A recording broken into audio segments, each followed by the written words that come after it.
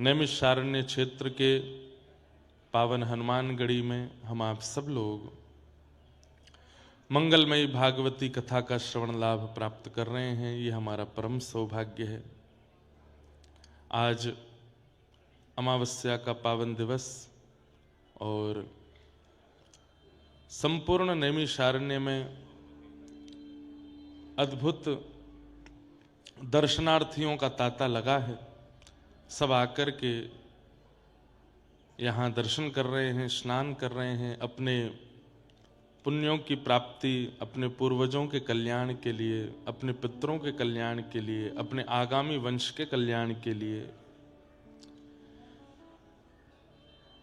कल से 84 कोस की यहाँ की परिक्रमा भी प्रारंभ होगी। वह भी वर्ष में इन्हीं दिनों में प्रारंभ होती है।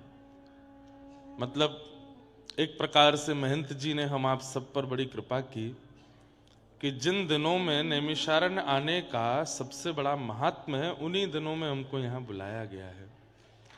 इन्हीं दिनों में ही यहाँ आने का महत्व है। आज भारतवर्ष के लगभग सब संत वृंद नैमिषारण्य में होंगे, ऐसा मुझे पता चला, क्योंकि यही तिथि सबकी अपनी अपनी एक स्थिति है। वृंदावन कार्तिक मास, जन्माष्टमी, होली, इन तिथियों में बहुत सुंदर लगता है। रामनवमी, दीपावली ये अयोध्या के लिए बहुत सुंदर होती हैं। देव दिवाली, काशी, वाराणसी देव दिवाली के दिनों में बहुत अद्भुत होता है। उसमें जाने का महात्म्य भी है। श्री बद्रीनाथ धाम अधिकतर लोग पितृपक्ष में जाते हैं या फिर जून जुलाई के महीने में, श्रावण में, और जब अभी कपाट खुलेंगे उसके बाद दर्शन का वहां का महत्व है। सब स्थानों पर जाने की अपनी अपनी एक महिमा है और उस महिमा का वर्णन शास्त्रों में किया गया है। उन्हीं दिनों में जाने का लाभ ज्यादा है। वैसे तो नित्य जाना चाहिए, लेकिन नैमिषारण्य आने का जो शास्त्रों में प्रमाण दिया गया कि किन दिनों में जरूर जाना चाहिए, बाकी दिन तो जाना ही चाहिए पर इन दिनों में जरूर जाना चाहिए, उसमें ये फाल्गुनी मास की अमावस्या जो आज है, आज के दिन नैमिषारण्य आने का एक विशेष महत्व है। तो उन दिनों में हम आप सब लोग यहाँ आए हैं, ये हमारा परम सौभाग्य है।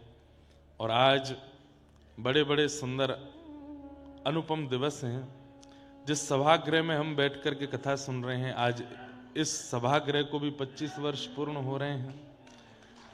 और हमारे पूज्य महंत जी और उनकी अर्धांगिनी, आज उनके भी 25 वर्ष पूर्ण हो रहे हैं विवाह के। सब अनुपम दिवस एक साथ एक ही तिथि पर प्रकट हुए हैं। ये हमारा परम सौभाग्य है। विशेष दिनों में विशेष स्थान पर उपस्थित होना, ये भी भगवत कृपा है।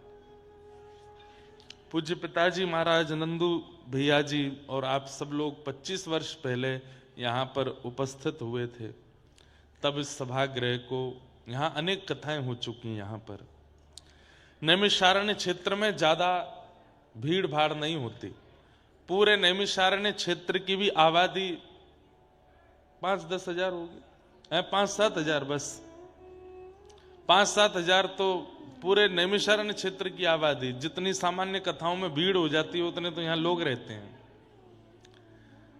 लेकिन उसके बाद भी इस सभागृह में आज इतने सारे वैष्णव उपस्थित हैं। सबको हम बारंबार प्रणाम करते हैं, सबको बारंबार वंदन करते हैं।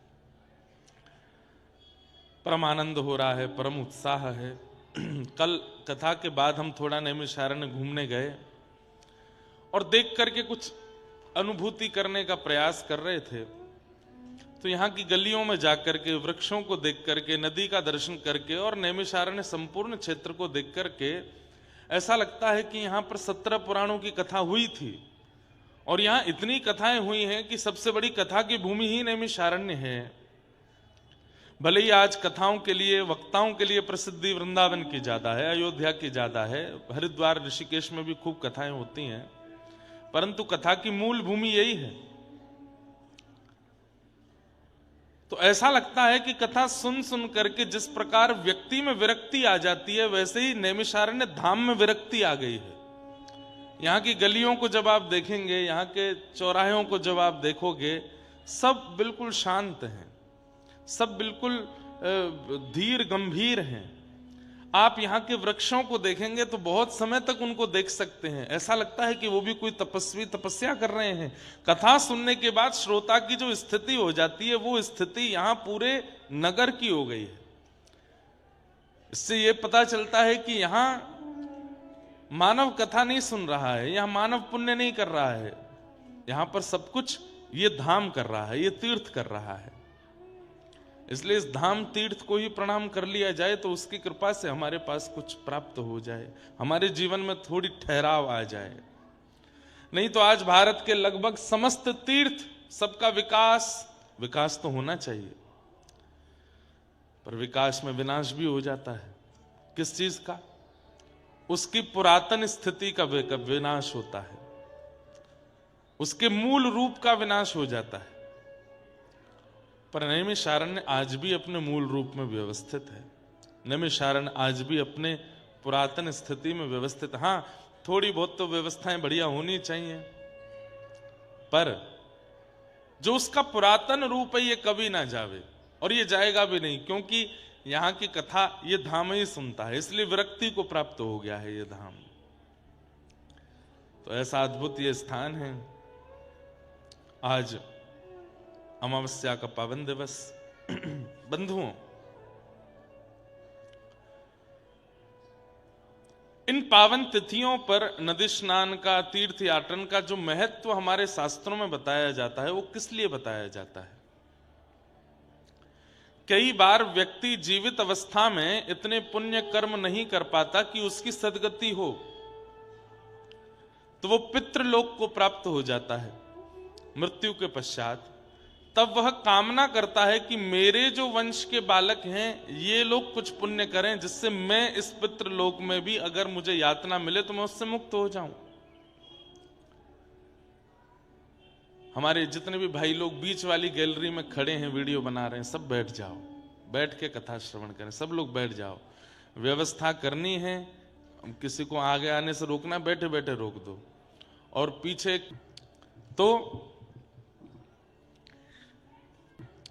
तो एक बार एक व्यक्ति को विरक्ति आ गई संसार में, और वो विरक्ति को प्राप्त होकर के इतना ज्यादा संसार मोह से दूर हो गया कि उसने पृथ्वी लोक का ही त्याग कर दिया। लोग घर छोड़ते हैं, पत्नी बच्चे परिवार छोड़ते हैं, कोई पृथ्वी ही छोड़ दे विरक्ति के कारण। विरक्ति के कारण पृथ्वी लोक का त्याग कर दिया। शिवलोक कौन सा है? कैलाश। विष्णुलोक वैसे तो वैकुंठ है, पर प्रारंभ हो जाता है मुक्तिनाथ से या बद्रीनाथ से। वो ऐसे लोकों में जाके रहने लगा और प्रार्थना करने लगा कि मेरी पृथ्वी छुड़वाइए, मुझे इसमें नहीं रहना। तब एक बार वो पृथ्वी लोक से निकल करके पितृलोक पहुंचा, और पितृलोक में जब पितरों का दर्शन उसने किया, उन पितरों में कई पितृ जो थे वो अपने पद से च्युत होकर के बड़ी यातनाएं भोग रहे थे। तो उसने जाकर के उन पितरों से कहा, आप लोग इतनी वेदना में हैं, क्यों?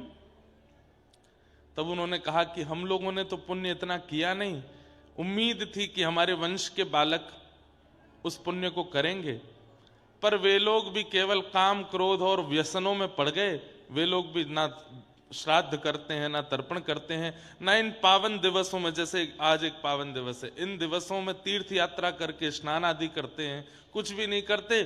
तो फिर हमको भी यातना भोगनी पड़ रही है।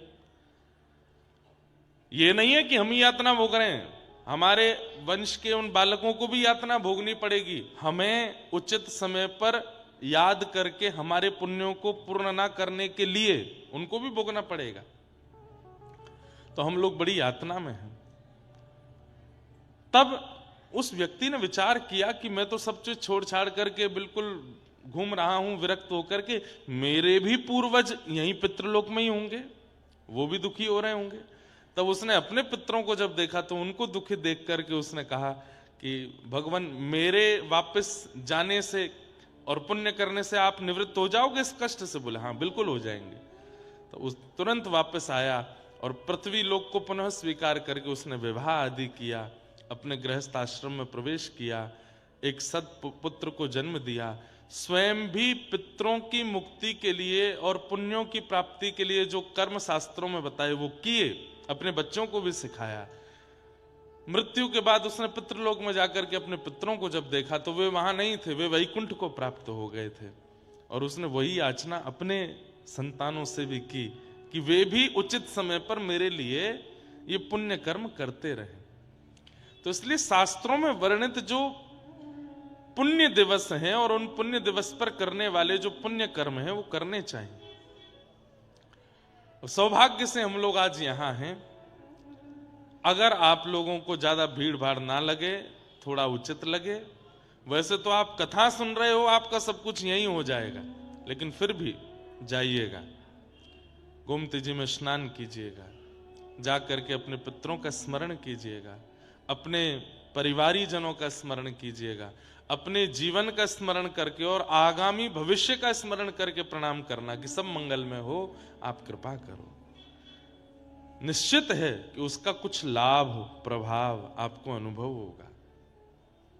अच्छा, एक और बात है, बिना महत्व जाने भी अगर स्नान आदि करते हैं तो भी उसका लाभ नहीं होता। तो इसलिए महत्व तो आप समझ ही गए हैं, अब स्नान करेंगे तो उसका निश्चित लाभ होगा। पूर्व के किए हुए पापों को विनाश करते हुए स्नान करो और आगामी भविष्य में हम पाप ना करें, इस भाव से भी प्रणाम करो। तो ऐसी भावनाएं हैं। नैमिषारण्य क्षेत्र में हम आप सब लोग बैठे हैं। आज द्वितीय दिवस है कथा का। कल खूब आनंद हुए, खूब सुख मिला और बड़े आनंद के साथ प्रथम दिवस की कथा प्रारंभ हुई। जो इन समस्त लौकिक धर्मों से जिनमें हम पड़े हैं, इनसे जो इतर हैं, चार्थे स्वविज्ञ स्वराट, जो अविज्ञ हैं, अनविज्ञ नहीं हैं, संसार के अर्थों को जो भली भांति जानते हैं, सब पता है उन्हें। तुम जानत सब अंतर्यामी, ठाकुर जी को सब पता है। इसीलिए मैं निवेदन किया करता हूं कथाओं में, उसे बताइए जिसे नहीं पता है।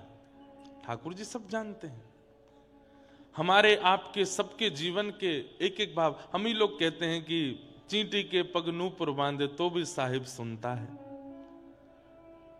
तो फिर इस बात को हम मानते क्यों नहीं है कि उन्हें सब पता है? तो फिर बताने की आवश्यकता क्यों? कई लोग मंदिर दर्शन करने जाते हैं, बहुत भीड़ होती है, तो वो ठाकुर जी को नहीं देख रहे होते, वो केवल अपनी संशय बता रहे होते हैं ठाकुर जी को। वो वाला काम करवा देना, माता जी बहुत बीमार रहती है उनको ठीक कर देना, बच्चे ऐसे नहीं मानते हैं उनको कर देना, और वहां गार्ड पकड़ के खींचते, चलो चलो चलो चलो, एक बात और रह गई है, बढ़िया सी कन्या से मेरा ब्याह करा देना। क्यों बताना है ठाकुर जी को? ठाकुर जी सब जानते हैं। भैया, बालक सबसे सुंदर अवस्था उसकी कौन सी होती है? जब तक वो अपनी इच्छा मां से नहीं कहता, मां जैसा करे उसमें स्वीकार, तब तक वो बालक सबसे सुंदर लगता है। छोटे से बालक को देखो, शुद्धोसी मुक्तोसी निरंजनोसी संसार मायाम परिवर्जितोसी, उस बालक में से कभी दुर्गंध भी नहीं आती। वो बालक इतना कोमल होता है, उसकी त्वचा का स्पर्श करो, उसके गालों का स्पर्श करो, उसकी बातें सुनो, उसके स्वभाव को देखो, उसकी निद्रा अवस्था देखो, उसकी ऊधम देखो, चलना फिरना देखो, सब आकर्षक होता है। क्यों? क्योंकि वो शुद्ध है, मुक्त है, निरंजन है, और सबसे बड़ी बात, अपनी इच्छाओं से परे है। वो अपनी मातृ इच्छा में रहता है, वो किसी के पराधीन है, अपने ऊपर अधीन नहीं होता।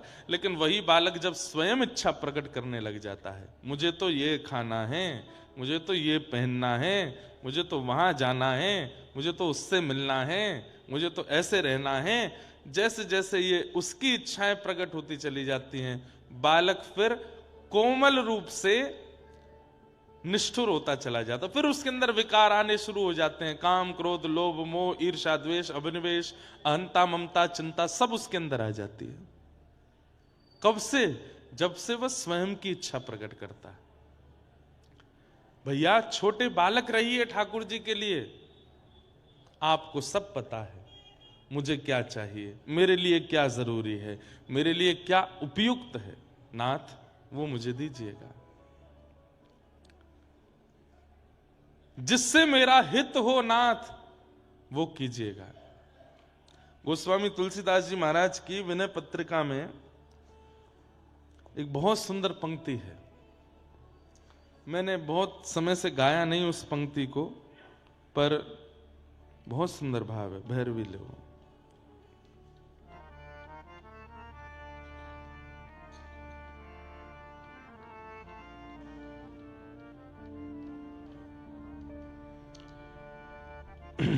ऐसो कोदार जग माही, ऐसो कोदार जग माही, ऐसो कोदार जग माही, ऐसो कोदार। भैया ये हॉल है, नेक थोड़ा कम कर दो, बहुत गूंज रही है आवाज। कोदार जग माही, ऐसो कोदार जग माही। ठाकुर जी से ज्यादा उदार कौन होगा?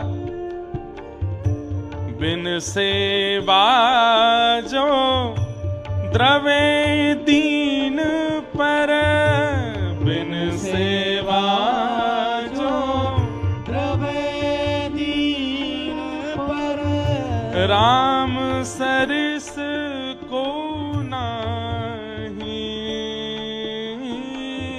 राम सरस को नाही, ऐसो कोदार जग माही, ऐसो।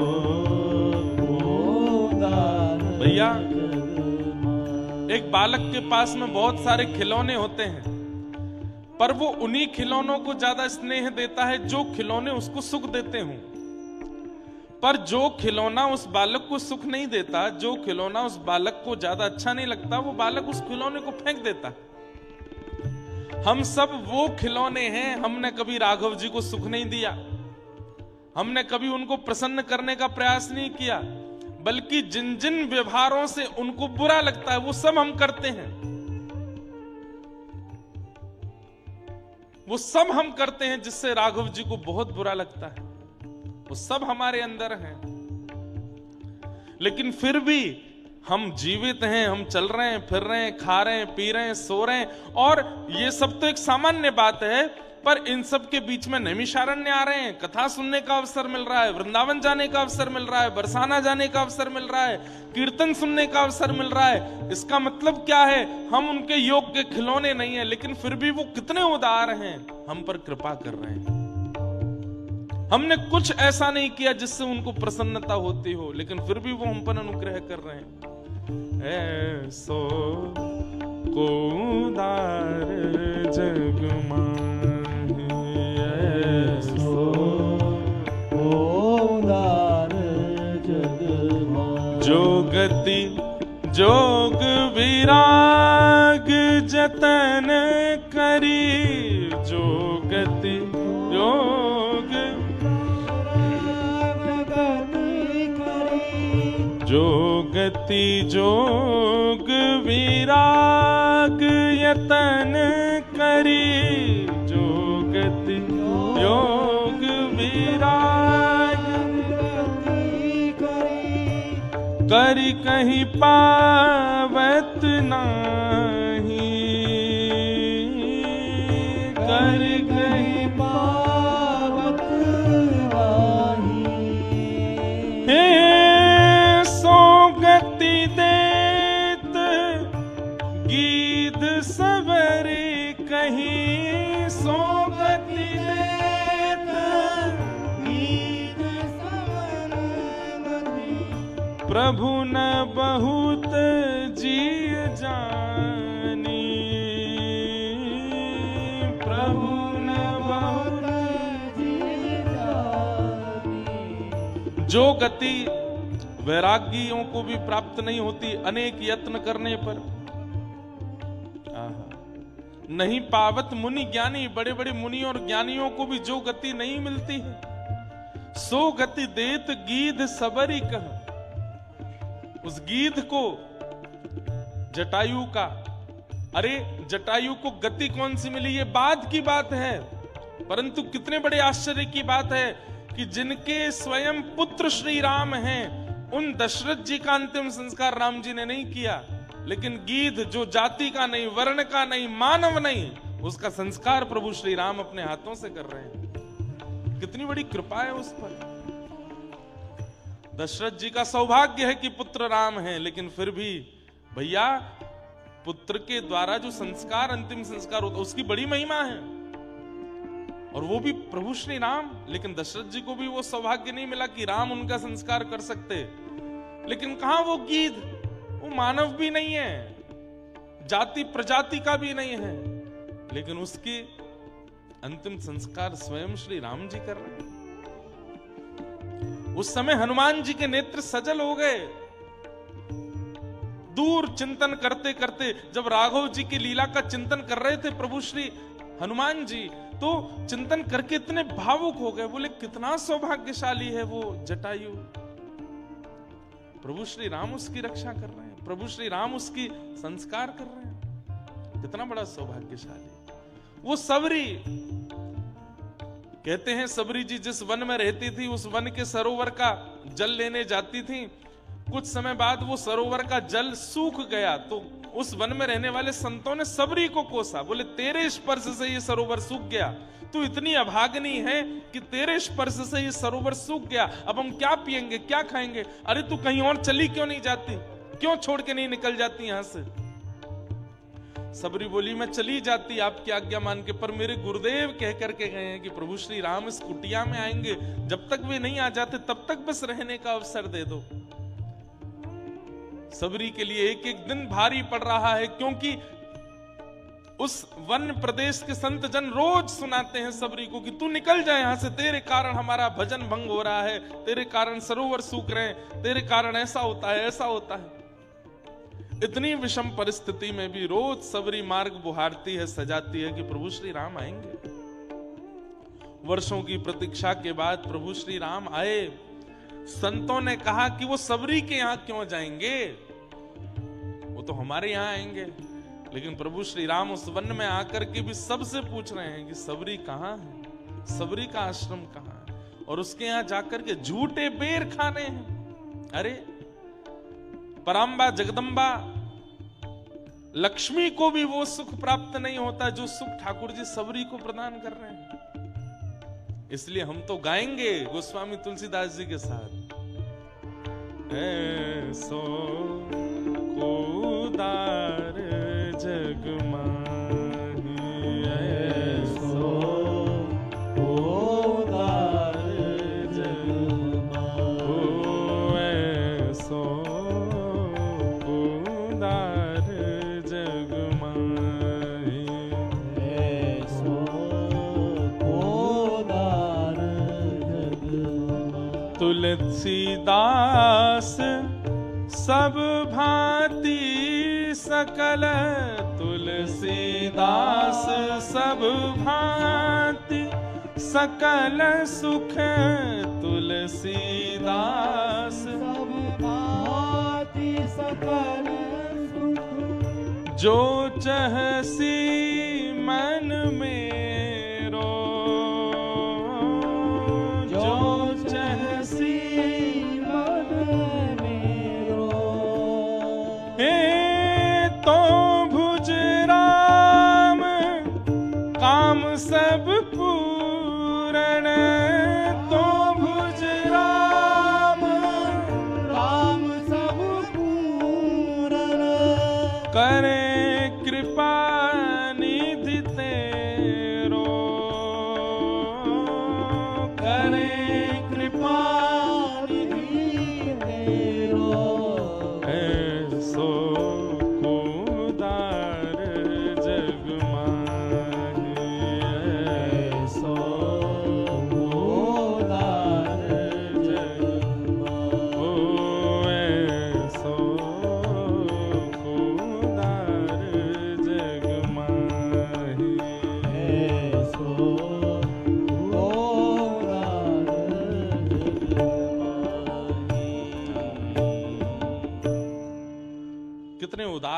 ठाकुर जी, परंतु उस उदारता में, उदारता का मतलब क्या होता है, वो सब जानते हैं और सब जान करके वो देते हैं जो हमारी उम्मीद से भी परे है, जो हमारे कर्म से भी प्राप्त नहीं होने वाला, पुण्यों से भी प्राप्त नहीं होने वाला, जो हमारे अधिकार में है ही नहीं, वह भी हमें जो दे दे उसको उदार कहते हैं। पर हम लोग ठाकुर जी की उदारता पे प्रश्न चिन्ह उठा देते हैं। कैसे? उन्हें जाकर के बता करके, हमें तो ये चाहिए, हमें तो ऐसा चाहिए, हमें तो वैसा चाहिए। ठाकुर जी कहते हैं हमको उदार कहते हैं सब लोग, लेकिन तुम चाहते हो कि तुम्हें यही मिले तो ठीक है, ये ले जाओ, और फिर पछताते हम बाद में। जिस वस्तु को हमने ठाकुर जी से बड़ी याचनाएं मिन्नतें करके मांगा, याद रखिएगा, लिख लीजिएगा कहीं पर, अनेक व्रत अनुष्ठान करके, खूब भाग दौड़ करके, हाथों पर कपूर जला जला करके, नंगे पांव चल चल करके, पैरों में छाले कर करके हमने देवताओं से या भगवान से जिस किसी भी संसारी वस्तु की याचना की है, वो वस्तु मिल तो जाएगी पर वो बहुत सुख नहीं दे पाएगी आपको, क्योंकि वो आपने अपनी इच्छा से प्राप्त की है।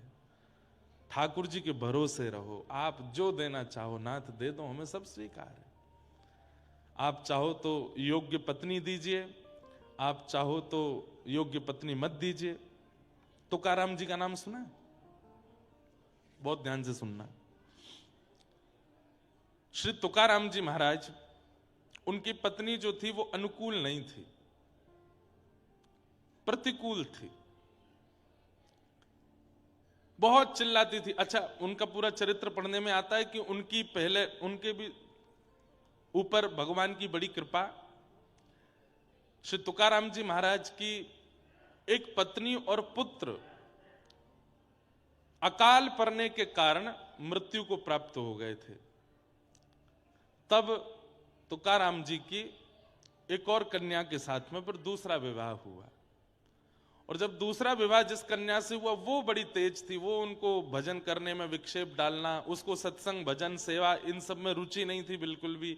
वो पूरे दिन लड़ती झगड़ती रहती थी तुकाराम जी से। तो तुकाराम जी अपने गांव के बाहर एक पहाड़ सा था, उसके ऊपर बैठ के भजन करते थे पूरे दिन, और शाम को जाते थे। गृहस्थाश्रम का त्याग नहीं किया, अपने भैया जो हमारे पूर्व जन्म के कर्मों से मिला है इस जन्म में वो तो भोगना ही है। ध्यान से सुनिएगा। कई भाई लोग वीडियो बना रहे हैं तो मुझे लगा कि कहीं अपनी पत्नी को सुनाएंगे जाके तो बेचारे घर बार छोड़ के नहीं चले गए,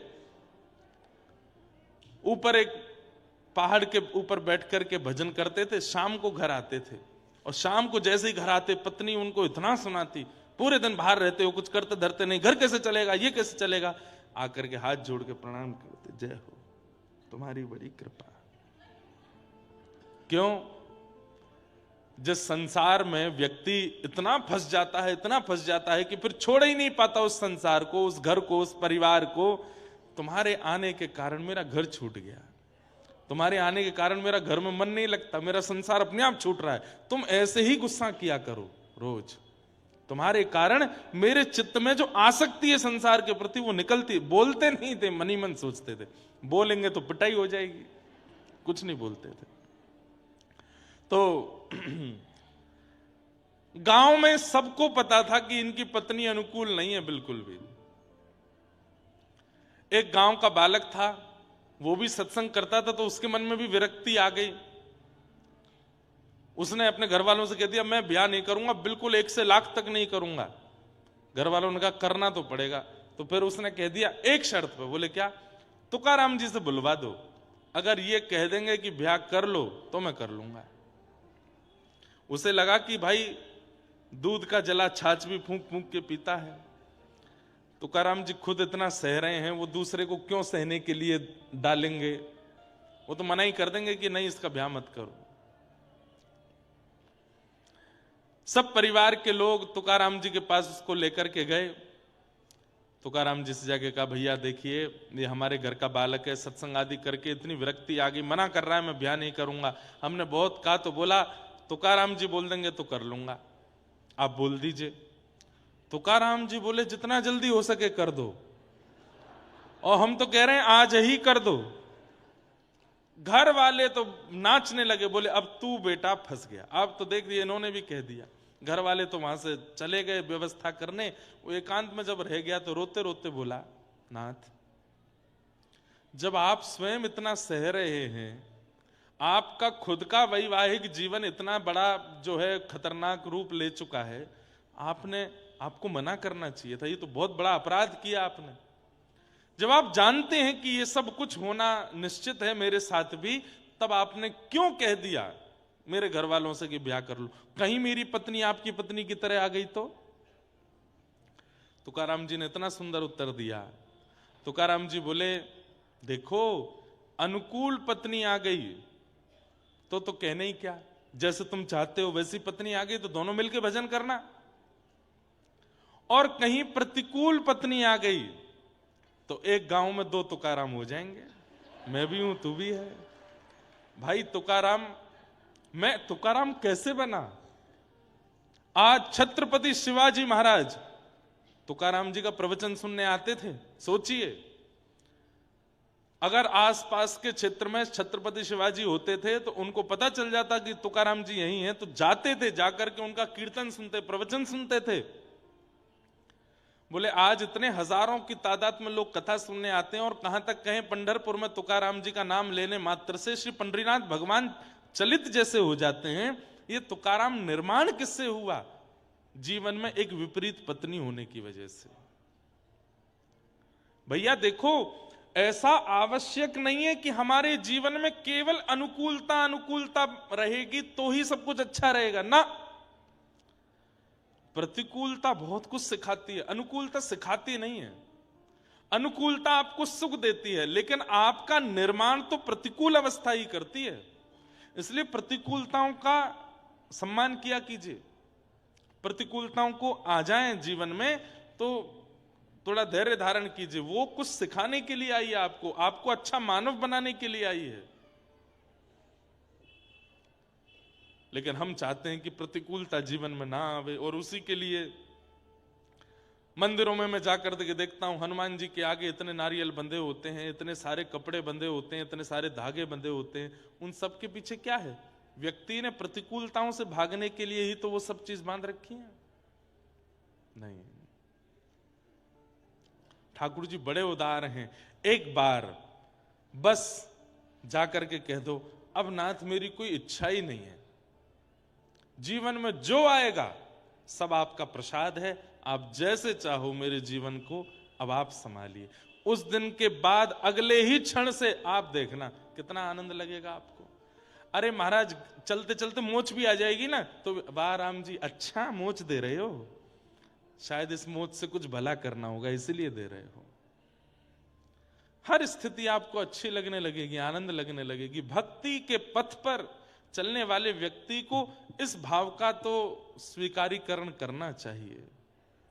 जीवन में जैसी जो स्थिति आ जाए सब ठाकुर जी की कृपा है। तो चार थे स्वविज्ञ स्वराट, वो अविज्ञ हैं, अनविज्ञ नहीं है, सब जानते हैं। आप बताइए मत जाकर के उनको सब पता है। आप तो बस जाके प्रणाम करो, नाथ सब जानते हैं आप। और ये भी मत कहो सब जानते हैं आप, बल्कि ठाकुर जी को प्रणाम करके यूं कहो, ठाकुर जी इस संसार में मुझसे ज्यादा सुखी कोई नहीं है, मैं बहुत प्रसन्न हूं। ठाकुर जी तुरंत समझ जाएंगे अबई गिरता हुआ आया है, चोट लगी है, इतना सब कुछ सह करके आया, लेकिन मेरे आगे आके क्या कह रहा है, मैं बहुत प्रसन्न हूं। तो ठाकुर जी के अंदर और दया आ जाती है आपके लिए। ठाकुर जी फिर बिगड़ी हुई स्थितियों को संभाल देते हैं। बोले देखो इतना दुखी है फिर भी कह रहा है कि मैं बहुत प्रसन्न हूं। ये प्रेम का स्वभाव है कि प्रेमी के सामने जाकर के उसका प्रेमी, जैसे मां वो बुखार में थी, लेकिन पता चला कि बेटा लखनऊ गया है, कोई बहुत बड़े कार्य को संपादित करने गया है, तो घर में सबको बोल देती उसको मत बताना मैं बुखार में हूं, उसको मत बताना मुझे ये पीड़ा है, उसको नहीं बताना, वो बेचारा वहां गया चिंता करेगा।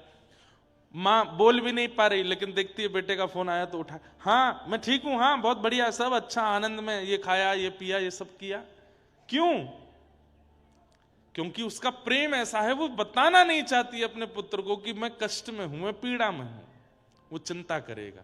हमको ये बात कभी ठाकुर जी के लिए क्यों नहीं लगती कि हम अपना कष्ट बताएंगे तो उनको चिंता हो जाएगी? क्यों बता रहे हैं? नहीं बताना। नाथ हम बहुत प्रसन्न हैं, खूब आनंद में। अरे हम तो कहते हैं ठाकुर जी के आगे जाके 2-4 बार उछल लिया करो, थोड़ा नाच के दिखाया करो, देखो मुझसे ज्यादा प्रसन्न कोई नहीं है, मैं बहुत खुश हूं नाथ। ठाकुर जी आनंदित हो जाते हैं, ठाकुर जी के नेत्र सजल हो जाते हैं, देखो कितने कष्ट में हैं लेकिन नाच रहा है मेरे आगे। सूरदास जी नेत्र नहीं है लेकिन हर दिन हंसते हुए जाते हैं और ठाकुर जी के आगे जाकर के बड़े नाच करके, नाथ मुझसे ज्यादा सुखी कोई नहीं संसार में, मुझसे ज्यादा प्रसन्न कोई नहीं संसार में। तो ठाकुर जी स्वयं तो कभी कभी नहीं बोलते थे, पर किसी के द्वारा अपने मन की बात ठाकुर जी सूरदास जी से बुलवाते, उत्तर देखूं क्या बोलेगा। तो किसी ने जाके बोल दिया, सूरदास जी तुम्हारे नेत्र नहीं, भगवान ने तुमको नेत्र नहीं दिए, फिर भी तुम ठाकुर जी के आगे आकर के कहते हो तुम बहुत प्रसन्न हो। अरे भैया कैसी बात कर रहे हो तुम, ठाकुर जी ने मुझे नेत्र ना देकर के बहुत बड़ी कृपा की है। बोले क्यों? बोले भैया अगर सामने गड्ढा आ जाए तो नेत्र वाले की जिम्मेवारी बन जाती कि गड्ढा देख के संभल के चले, पर मेरे तो नेत्र ही नहीं है, क्योंकि मेरी जिम्मेवारी मुझ पे नहीं ठाकुर जी ने ले रखी है कि तो मैं बचाऊंगा। आप अगर कोई अपराध करते हैं तो आप पर ठाकुर जी उंगली उठा सकते हैं, तेरे पास हाथ थे, पैर थे, आंख थी, बुद्धि थी, सब कुछ था, फिर भी तूने अपराध किया। अरे भाई कोई अपराध करने वाला व्यक्ति कह दे मुझ पर तो ये था ही नहीं, मेरे पास तो ये सामग्री नहीं थी इसलिए मुझसे हो गया, तब ठाकुर जी मान लेते हाँ भाई तेरे पास तो था ही नहीं, तुझसे हो गया, तो उसको क्या कहें। उसकी जिम्मेवारी तो ठाकुर जी धारण करते हैं। तो वो अविज्ञ हैं, अनविज्ञ नहीं हैं। तेने ब्रह्म हृदय आदि कवये, आदि कवि ब्रह्मा आदियों को भी जो ज्ञान प्रदान करते हैं। मुह्यन्ति यत्सूरयः, बड़े बड़े देवताओं को भी जो अपनी वाणी पर, अपनी लीला पर, अपने रूप पर, कभी मोहिनी बन करके, कभी गिरिराज धारण करके, कभी रावण वध करके, जो अपनी लीला आदि पर भी बड़े बड़े देवताओं को, बड़े बड़े सूरों को भी जो मोहित कर लेते हैं। तेजो वारि मृदाम यथा विनिमयो, पृथ्वी जल अग्नि वायु आकाश जिनके अधीन है, यत्र सर्गो मृषा, जिनकी कृपा से ये मायावी संसार हमें बड़ा वास्तविक लगने लगता है। धामना स्वेन सदा निरस्त कुहकम सत्यम परम धीमहि, ऐसे परम सत्य परमात्मा को हम बारंबार प्रणाम करते हैं, बारंबार वंदन करते हैं, जिनसे इस पूरे संसार की रचना, जिनके कृपा से इस संसार में हम सबकी गतिविधि आदि सब निश्चित होती है, उन परमात्मा को हम बारंबार वंदन करते हैं। धर्म प्रोजित कैतवोत्र परमो निर्मत्सराणां सतां, वैद्यं वास्तवमत्र वस्तु शिवदं तापत्रयोन्मूलनम्। श्रीमद्भागवते महामुनिकृते किंबा परैरीश्वर, सद्यो हृद्यवरुध्यते त्रिकृतभिः शुश्रूषुभिस्तत्क्षणात्। बहुत ध्यान से सुनिएगा, आप लोग श्रोता तो बढ़िया हो, ध्यान से सुनते हो, अच्छे हो। या फिर ऐसा कह लो कि यहां इस सभागृह का स्वरूप ऐसा है कि हमें सब दिख रहे हैं, नहीं तो हम जिन पंडालों में करते हैं हमें दिखता ही नहीं है कोई भी, एक आध दो लोगों के अलावा दिखते नहीं, पर आप लोगों के मुखमंडल इतने प्रसन्न चित्त और इतने आनंद में हैं, अच्छा आनंद लग रहा है। और वातावरण भी इतना बढ़िया है नैमिषारण्य का। और जगह तो गर्मियां आ गई, यहाँ अभी भी सर्दी है, यहाँ अभी भी ठंडी ठंडी सौंधी हवा चल रही है, शांति है, चारों तरफ से कोई ज्यादा शोरगुल हल्ला कुछ भी नहीं है। तो ये ऐसा वातावरण, मतलब कथा के लिए जैसा वातावरण होना चाहिए वैसा यहाँ है। शाम को जाइए, अब आज तो भीड़ होगी, कल मैं गया था, श्री नदी के तट पर जाकर के दशाश्वमेध यज्ञ घाट पर या कहीं भी जाके बैठो, ऐसा लगता है कि बस कोई मिले ना, कोई आवे ना, थोड़ी देर यहां भजन करें, इतना आनंद लगता है। और नैमिषारण्य के घाटों के सामने वाले घाट बिल्कुल हरे भरे, उनमें वृक्ष लगे हैं, बिल्कुल शांति, दूर दूर तक एक भी व्यक्ति नहीं। कितना सुंदर चिंतन यहां बन सकता है अगर कोई बनाना चाहे तो। मुझे तो बहुत आनंद आ रहा है यहां पे, बहुत अच्छा लगा आकर के। अभी 2 दिन तो भीड़ है, आज और कल, फिर भी एकांत मिल ही जाएगा, कहीं ढूंढ के बैठ जाओ। पर हम बार बार आपको संकेत करते हैं, बस ध्यान से बैठना। वन्य प्रदेश है, यहीं से मुक्तिनाथ नहीं जाना सीधे। तो एक बार बद्रीनाथ में कथा थी पूज्य पिताजी महाराज की। तो पूज्य पिताजी महाराज कथा में बोले कि भाई बद्रीनाथ में गंगा जी में स्नान का विधान नहीं है। पिताजी ने कहा यहां तो दर्शन मात्र से गंगा जी के स्नान का फल मिल जाता है। तो 2 बूढ़ी माता जी कथा सुनी, उन्होंने सोचा दर्शन मात्र से स्नान का फल मिलता है तो स्नान से क्या मिलता होगा। वो इस भावना से बेचारी दोनों बूढ़ी माता चली गई। जैसे ही उन्होंने गोता लगाया, बद्रीनाथ में गंगा जी का गोता, मां तो उंगली डाल दो तो उंगली गायब सी हो जाती है, शून्य पड़ जाती है, खून जम जाता है, इतना ठंडा। दोनों माताओं ने गोते लगाए, फिर तो जो हुआ हुआ आप अनुमान लगाओ क्या हुआ होगा। सीधे बद्री विशाल भगवान ही दिखे गए उनको। उनके बेचारे परिवार के लोग रोते बिलखते आए, महाराज जी अच्छा अभी हंसने वाली बात तो नहीं है खैर, लेकिन आप हंस रहे हो। मैं भी हंस रहा हूं। उनका शरीर भी नहीं मिला। वहां तो गंगा जी को ठहरती हैं, वहां तो गंगा जी का, अगर आप बद्रीनाथ में रात में सुनेंगे तो 1-2 बजे आप किलोमीटरों दूर होटल में भी रुके होंगे तो गंगा जी की आवाज आती है। इतनी तीव्र गति से, वेग से गंगा जी बहती हैं।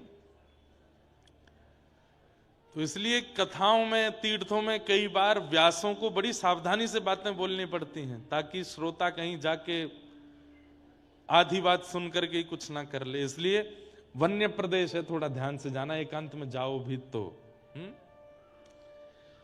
धर्म प्रयोजित कई तवोत्र परमो निर्मत सराणाम। बहुत ध्यान से सुनना।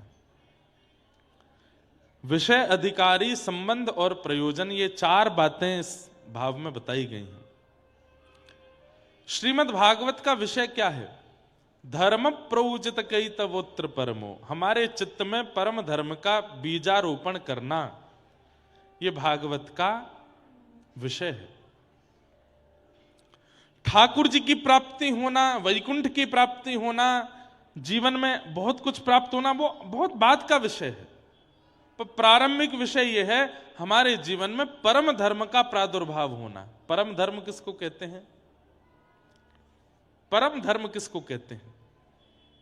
जहां व्यक्ति देह से उठ करके देह के अंदर विराजमान आत्मा की चिंता करने लग जाए और उसके निवारण का साधन करने लगे, उसको परम धर्म कहते हैं।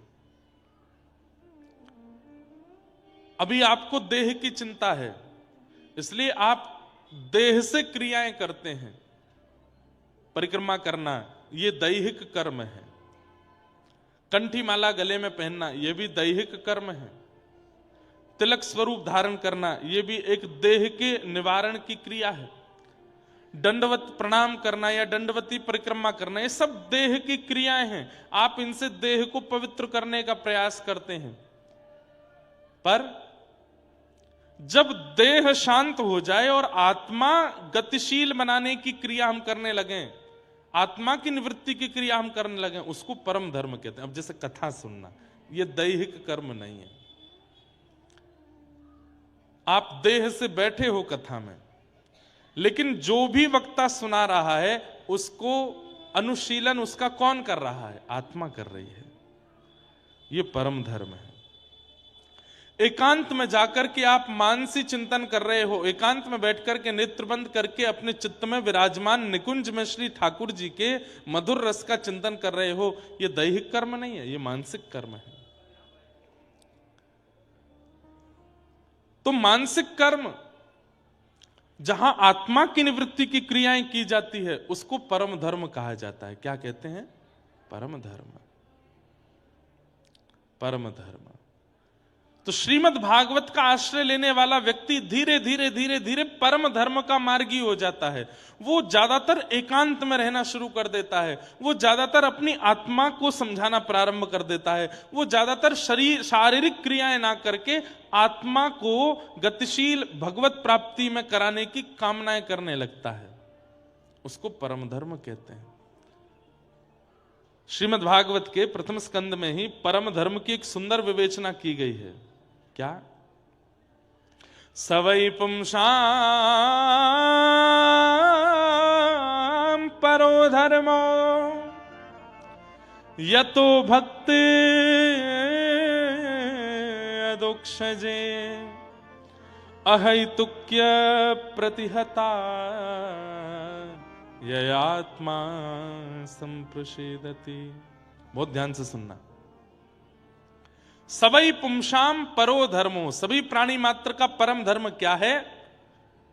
यतो भक्तिर अदोक्षजे, अदोक्षज भगवान श्री कृष्ण की प्रेम लक्षणा भक्ति करना। प्रेम लक्षणा भक्ति किसको कहते हैं? जो मीराबाई करती हैं। प्रेम लक्षणा भक्ति किसको कहते हैं? जो सूरदास करते हैं। प्रेम लक्षणा भक्ति किसको कहते हैं? जो महादेव करते हैं, ठाकुर जी की। प्रेम लक्षणा भक्ति किसको कहते हैं? यथा ब्रज गोपिका नाम, जो ब्रज की गोपियां करती हैं। प्रेम लक्षणा भक्ति किसको कहते हैं? जो करमेती बाई, सक्कू बाई, जनाबाई करती हैं ठाकुर जी के लिए। समझ में आई बात? भगवान को भगवान मान करके आराधन करना ये धर्म है, पर भगवान को कोई अपना संबंधी मान करके उनकी आराधना करना ये परम धर्म है। ठाकुर जी के प्रति प्रेम भाव करके उनकी आराधना करना ये परम धर्म है। हमारे व्रज के एक महात्मा थे, बहुत ध्यान से सुनना सब लोग, इधर देखो, इधर देखो, बहुत ऊंची बात बताने जा रहे हैं। हमारे ब्रज के एक महात्मा थे। कुछ ब्रजवासियों ने जाकर के उन महात्मा जी को प्रणाम किया। महात्मा जी बोले, कहो भैया कैसे आए? बोले, बाबा तुम तो एक बड़ी गूढ़ बात करनी है। ब्रजभाषा समझेंगे आप लोग?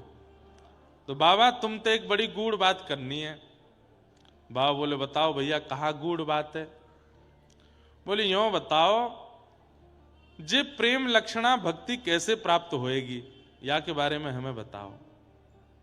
प्रेम लक्षणा भक्ति कैसे प्राप्त होएगी? तो महात्मा जी मुस्कुराए, नेत्र बंद करके बोले भैया जे प्रेम लक्षणा भक्ति कहा है? बोले, खुजली को रोग है। कहा है? ऊंची बात है, ध्यान से सुनना। कई बार संत जन, महात्मा जन क्या बोल जाते हैं, हम उनकी बात की गंभीरता को पहचान नहीं पाते। बोले, भैया जे प्रेम लक्षणा भक्ति जो है कहा है जे खुजली को रोग है। तो सब ब्रजवासी जन बोलने लगे, बोले बाबा हम तुमसे बात पूछ भी आए हैं कछु, आप हमसे मजाक कर रहे हो। बाबा बोले, मैं मजाक ना कर रहा हूं, मैं बहुत धैर्य चित्त से बोल रहा हूं और ये वास्तविकता में बोल रहा हूं। जो प्रेम लक्षणा भक्ति का है, बोले खुजली को रोग है। बोले ऐसे कैसे? बोले भैया ये खुजली को रोग कैसे होवे? बोले जाकू है जाए वाकू पूरे दिन खुजावे में ही सुख मिले, पूरे दिन खुजाते ही रहेगो। प्रेम लक्षणा भक्ति को मतलब कहा है? बोले पूरे दिन केवल और केवल और कुछ भाएगा ही नहीं। कृष्ण मन, कृष्ण धन, कृष्ण ही हमारो तन, आठों याम ऊधों में कृष्ण ही सो काम है। यादो हने बहन अने मथनो पलेप प्रेंखें खनार भरुदितो क्षणमार जनादऊ। पूरे दिन गोपियां केवल कृष्ण को ही याद करती रहती हैं, उन पर कोई काम नहीं है। उठते बैठते चलते फिरते सोते खाते पीते हर स्थिति में केवल कृष्ण है, कृष्ण है, कृष्ण है। दूसरी बात, ये खुजली को रोग कैसो है? बोले भैया जाको खुजली को रोग है जाना बात दूरी बनाए के रखी हो। क्यों? अगर छुप गए तो तुमको भी है जाएगा। प्रेम लक्षणा भक्ति कैसी है? ये प्रवचन से नहीं आएगी, ये सुनावे से नहीं आवेगी, ये सुनवे से नहीं आवेगी। तो बोले जाकू प्रेम लक्षण रोग लगो हो, वाक्य संस्पर्श से आवेगी, वाक्य संपर्क से आवेगी। ये इतनी आसान नहीं है। सोचो, महापुरुष क्या शब्द बोलते हैं और कैसे उसका संकेत कर देते हैं। अब कितने बड़े प्रश्न को, कितने गंभीर प्रश्न को कितने आसानी से समझा दिया। जाकू प्रेम रोग लगो होगो, ठाकुर जी की प्रेम लक्षणा भक्ति लगी होगी, वाक्य संपर्क में जावे से प्रेम आवेगो। तो फिर ब्रजवासी, उनके तो नेत्र सजल हो गए, अरे बाबा आपने कैसी अच्छी बात कही। तब दूसरा ब्रजवासी बोलो, लेकिन बाबा कृष्ण प्रेम कोई महापुरुष को लगो है, ये हमको कैसे पता चले। इस भयावह कलयुग में जहां पाखंड का इतना पारावार हो चुका है, लोग बाग केवल अपने प्रचार के लिए प्रेम लक्षणा भक्ति का दिखावा कर देते हैं, हम कैसे पहचाने कि प्रेम लक्षणा भक्ति कोई में है कि नहीं।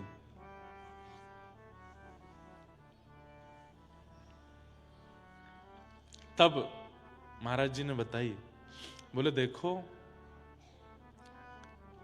प्रेम लक्षणा भक्ति या तो अलग ही दिख जाएगी, और अगर फिर भी लगे कि भाई कहीं पाखंड तो नहीं है, तो श्रीमद् भागवत में वर्णित, भक्तमाल में वर्णित, रामचरितमानस में वर्णित जो प्रेम लक्षण भक्त उनके जो चरित्र हैं, उन चरित्रों का श्रवण करके और नेत्र बंद करके उन भक्तों का चिंतन करके उनके स्पर्श करने का प्रयास मन में करो। जैसे मीराबाई, अब भक्तिमती मीराबाई है, अब आजकल मीराबाई तो है नहीं, तो मीराबाई का चरित्र सुनो, और चरित्र सुन के नेत्र बंद करके अपने हृदय में ही मीराबाई को प्रकट कर लो, और प्रकट करके उनके चरण छूने का, उनके संस्पर्श में रहने का, उनके संपर्क में रहने का चिंतन करना प्रारंभ कर दो। तो भले ही प्रकट रूप में तुमको प्रेमी भक्त नहीं मिल रहे हो, पर अप्रकट भाव से जो पूर्व प्रेमी भक्त हैं, उनके कथा चरित्र सुनकर के तुम उनका स्पर्श करके प्रेम लक्षणा भक्ति को प्राप्त कर सकते हो। समझ में आई बात? प्रकट रूप में नहीं मिल रहे हो तो अप्रकट रूप से जो पूर्व के प्रेम लक्षण भक्ति वाले भक्त हैं, उनका स्मरण करके उनका स्पर्श कर लो। अब मीराबाई है, निश्चित है अगर 3 दिन हमने मीरा चरित्र सुन लिया और हमने सुना दिया, तो ऐसा हो नहीं सकता कि इतने 1000 लोगों में से कोई एक पर भी उस भक्ति का रंग ना चढ़े। हो जाएगा, चढ़ ही जाएगा। तो बड़ी कृपा है कि प्रकट रूप में ऐसे संत मिल जाएं, लेकिन नहीं मिले तो जो पूर्व के ऐसे संत हैं उनके चरित्र सुनना प्रारंभ करो। श्याम मन है चाकर राखो जो, हरि जी माने चाकर राखो जी। मीराबाई गाती है, चाकर रहसू बाग लगासू, नित उठ दर्शन पासू। चाकर रासू बाग लगासू, नित उठ दर्शन पासू। वृंदावन री कुंज गलिन में, वृंदावन री हरि की लीला गासूं, हरि की लीला गासूं। श्याम माने चाकर राखो जो, श्याम माने चाकर राखो जी। एक बहुत अच्छा पद लगता है मुझे मीराबाई का, गा लो।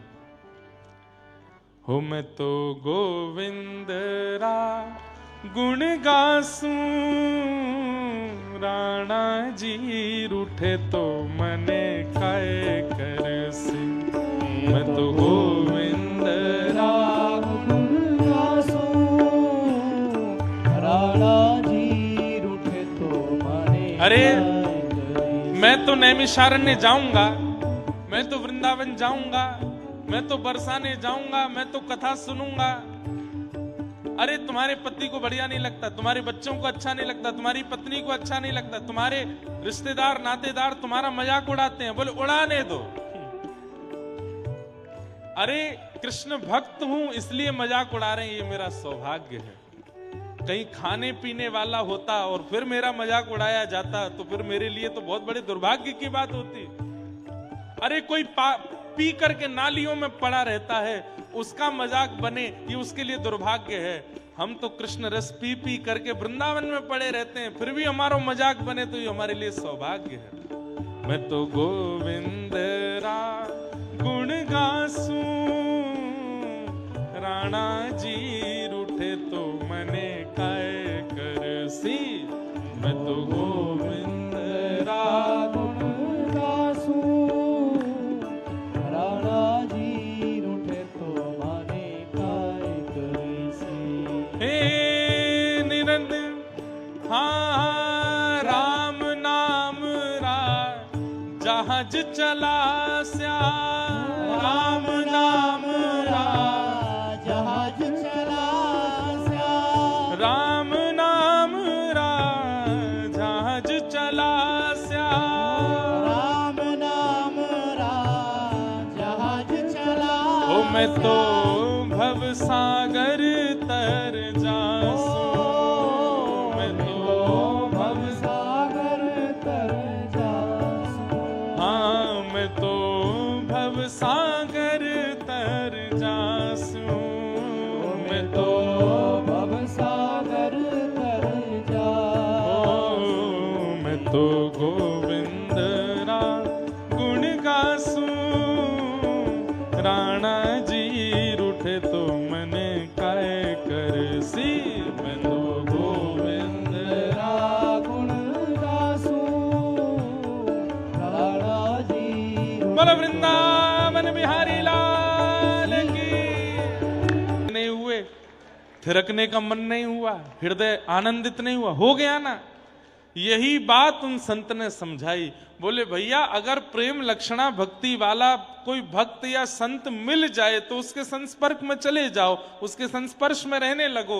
लेकिन नहीं मिल रहा हो तो पूर्व के जो प्रेमी भक्त हैं उनके चरित्र सुनो, उनके पद गाओ, उनका चिंतन करो, उससे प्रेम लक्षणा भक्ति चित्त में आ जाएगी, निश्चित आ जाएगी। और ये प्रेम लक्षणा भक्ति का संचार हो कहां से रहा है? वहीं से तो हो रहा है। सूरदास जी के चरित्र गाओ, मीराबाई के पद गाओ, तुलसीदास जी के पद गाओ, इन्हीं की कृपा से ही प्रेम आने लग जाएगा चित्त में, और ढूंढने की आवश्यकता नहीं है। तो यही परम धर्म है।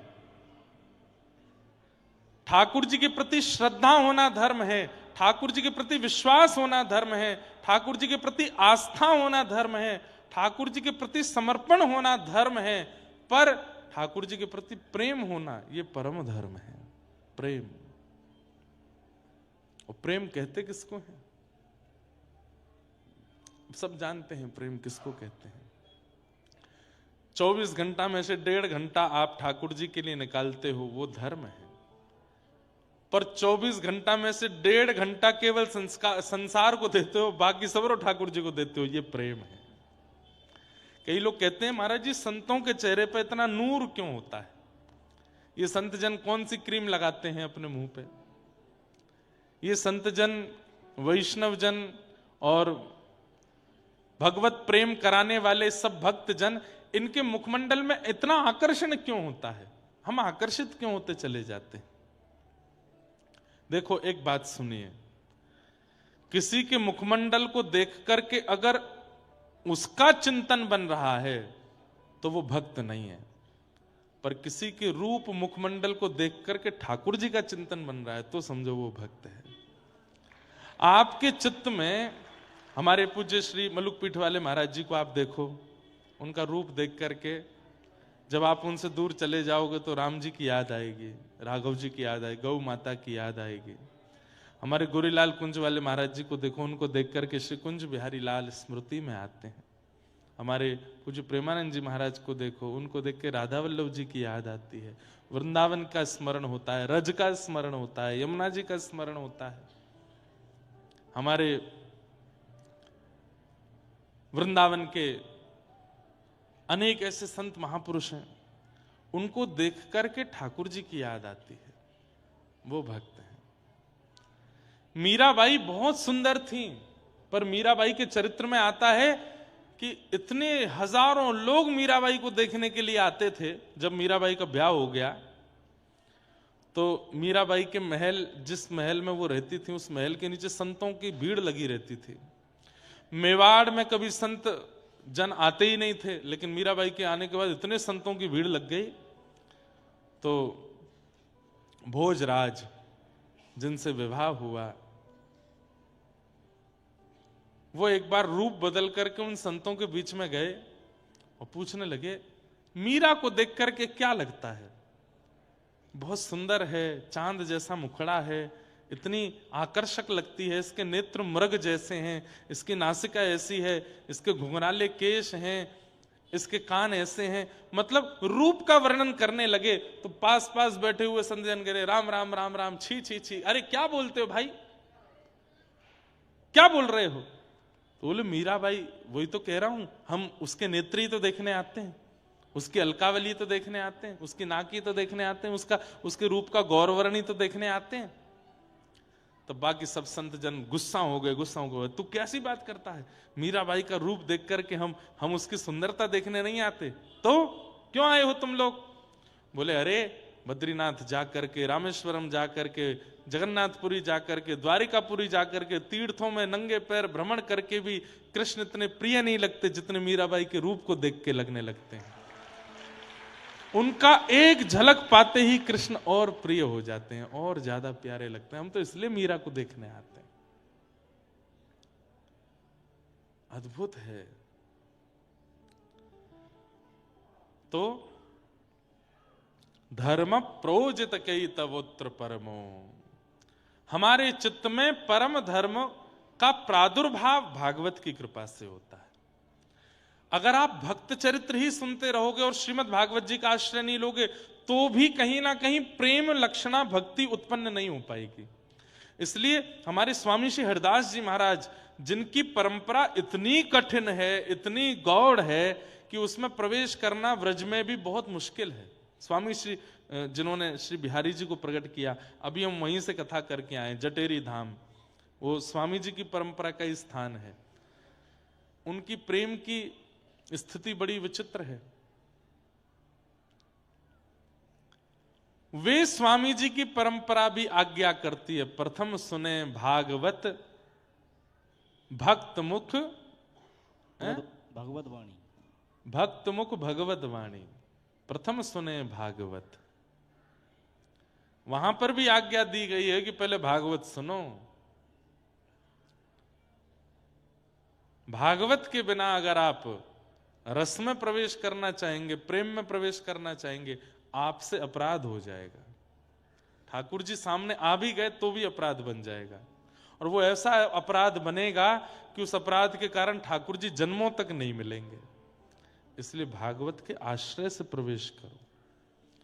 धर्म प्रोजित कई तवोत्र परमो, तो भागवत का विषय क्या है? हमारे चित्त में परम धर्म का प्रादुर्भाव होना। परम धर्म क्या है? कृष्ण से अहेतुकी प्रेम लक्षणा भक्ति होना। तो ठाकुर जी से प्रेम लक्षणा भक्ति होना, यह भागवत का विषय। श्रीमद् भागवत का अधिकारी कौन है? तो कहते हैं निर्मत सराणाम सताम, जिसके चित्त में मात्सर्य दोष नहीं है। मात्सर्य दोष किसको कहते हैं? मात्सर्य दोष किसको कहते हैं? इधर देखो, यहां देखो। दूसरे के प्रति ईर्ष्या, किसी की अच्छाइयों को देखकर के आप विचलित होते हो, वो इतना अच्छा क्यों है, वो इतना बढ़िया क्यों है, इसको मात्सर्य दोष कहते हैं। मैंने कई बार कथाओं में इस बात को कहा है। ठाकुर जी कामी को मिले हैं, क्रोधी को मिले हैं, लोभी को मिले हैं, मोही को मिले हैं, लेकिन ईर्ष्यालु को नहीं मिलते। और कई बार ऐसा देखा गया है कि व्यक्ति के अंदर काम नहीं है, क्रोध नहीं है, लोभ नहीं है, ईर्ष्या लोभ नहीं है, मोह नहीं है, पर ईर्ष्या है। और उस व्यक्ति को लोग कह देते हैं कि तो बढ़िया ही, तो कोई बात नहीं भाई, न ईर्ष्यालु ही तो है ना। आपको दिख नहीं रहा है। अगर ईर्ष्या है तो इसका मतलब काम भी है, क्रोध भी है, लोभ भी है, मतलब ये दोष है तो सारे दोष है। कई बीमारियां ऐसी होती हैं, अगर वह बीमारी है तो इसका मतलब है सर्वांगीण इंद्रियां आपकी नष्ट हो चुकी हैं। कई बीमारियां ऐसी, उससे रक्त भी खराब हो गया है, उससे लिवर भी खराब हो गया, किडनी भी खराब हो गई है, हार्ट भी खराब हो गया है, बुद्धि भी खराब हो गई है, सब खराब हो जाता है एक बीमारी के आने से। ठीक वैसे ही ईर्ष्यालुता एक ऐसी बीमारी है, यदि आपके चित्त में है तो इसका मतलब आप बाकी के सारे दोषों को आमंत्रित कर रहे हो। ईर्ष्या क्या करता है पता है? हमारे चित्त में दोषों के लिए जगह नहीं होती। बहुत ध्यान से सुनो, इधर देखो, इधर देखो, यहां देखो, कथा सुनो। हमारे चित्त में जगह नहीं है ईर्ष्या दोषों के लिए। काम क्रोध लोभ मोह आना तो चाहते हैं पर उनको जगह नहीं मिलती। तब वे क्या करते हैं? एक ऐसे चिकित्सक को भेजते हैं जो भीतर जाके जगह बनाए, वो उसका नाम है ईर्ष्या। ईर्ष्या हमारे अंदर जैसे ही आती है तो वो जगह बनाने लगता है, और इतनी जगह बना लेता है, इतनी जगह बना लेता है कि वो फिर आमंत्रित करता, आ जाओ सबरे। तो काम क्रोध लोभ मोह द्वेष अभिनिवेश अहंता ममता चिंता सब एक साथ आके चित्त में बैठ जाते हैं। ईर्ष्या को ही नहीं आने दिया तो इसका मतलब स्थान ही नहीं बन पाया, और स्थान नहीं बन पाएगा तो बाकी के दोष आ ही नहीं पाएंगे। लेकिन दुर्भाग्य की बात है, आज हर दूसरे व्यक्ति के अंदर ईर्ष्या है। आप स्वयं से पूछिए, स्वयं से पूछिए, और अभी मत पूछिए, बाद में पूछना कथा के बाद। ईर्ष्या है किसी से? है तो सही, सबको है। और वही ईर्ष्या दोषों को जन्म देती है। भगवान से प्रार्थना करना, कभी ईर्ष्या चित्त में ना आवे। काम क्रोध लोभ मोह यदि चित्त में आ भी गए तो इनकी चिकित्सा हो जाएगी, पर ईर्ष्या आ गई तो उसकी चिकित्सा नहीं हो सकती। वो तो फिर आपका नाश करवा के ही जाएगी। और सबसे बड़ी बात है, ईर्ष्यालु व्यक्ति को ठाकुर जी की प्राप्ति नहीं होती। तो ऐसे ऐसे स्वभाव को हम लाएं क्यों जो भगवत मिलन में बाधा बने? किसी की उपलब्धियां देख करके, किसी के धन को देख करके, किसी के वैभव को देख करके, किसी की सुंदरता देख करके, किसी की प्रसन्नता देख करके आप ईर्ष्या में चले जा रहे हो। ये बहुत बड़ा दोष है, इससे बचने का प्रयास करो। मैं एक बात कहता हूं, श्रावण के दिनों में इस बार शंकर जी के ऊपर जल चढ़ाते हुए प्रार्थना करना, हे शंकर जी,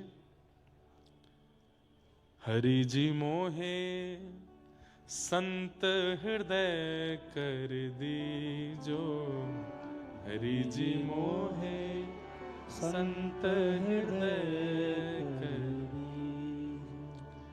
हे नाथ, मुझे आप सरल बना दो, मेरे अंदर दया का संचार कर दीजिए, मेरे अंदर करुणा ले आइए नाथ, मेरे अंदर से ईर्ष्या को दूर कर दीजिए। हम ठाकुर जी से ये सब तो कभी मांगते नहीं, दुनिया भर के संसार मांगते रहते हैं। ठाकुर जी से मांगना है तो ये मांगो, ये हनुमान जी महाराज जैसे आप हो ना वैसे हमको बना दो। हे भोलेनाथ, जैसे भोले आप हो वैसे हमको बना दो।